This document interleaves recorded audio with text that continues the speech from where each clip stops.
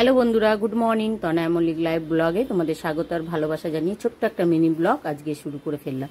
সবার আগে কড়াই থেকেই শুরু করছি। কড়াইয়ে তেল গরম বসিয়ে দিয়েছি। তেলটা গরম হোক, গোটা জিরে ফোড়ন দেবো। কারণ হচ্ছে ডালটা, জিরেটা পরে ফোড়ন দেবো, তার আগে আমি শুকনো লঙ্কা ভাজবো। ডাল সেদ্ধ করে রেখে দিয়েছি, কাঁঠাল বীজ দিয়ে মুগের ডাল করেছি। আর সবার আগে এই কারণেই বললাম যে ডালটা পরে সোমবার দেবো। এদিকে পটল কেটে রেখেছি, নুন হলুদ মাখিয়ে রেখেছি।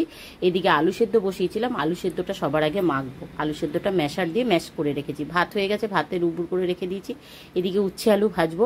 তো তেল যেহেতু গরম হয়ে গেছে, সবার আগে আমি তেলের মধ্যে শুকনো লঙ্কা দিয়ে দিই। এই শুকনো লঙ্কাগুলো দিয়ে আমি সবার আগে আলু ভাজবো। আলু মাখবো।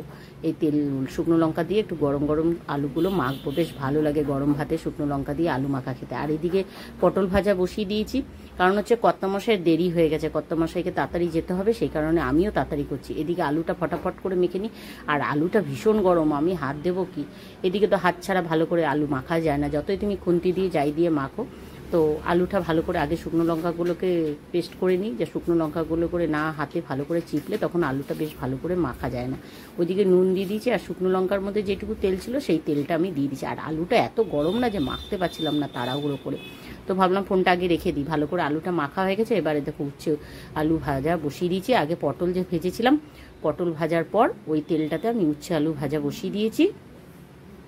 এইদিকে উচ্ছে আলু ভাজাটাকেও আমি কড়কড় করে করব। একটু বেশি তেলই দিয়েছি, কারণ কি বলতো, একটু উচ্ছে আলু ভাজলে একটু কড়কড় করে না ভাজলে ভাল লাগে না। আর বাইরের ওয়েদারটা আজকে কি করেছে দেখো, একদিকে মেঘ একদিকে রোদ দিয়েছে, ভালো রোদ দিয়েছে।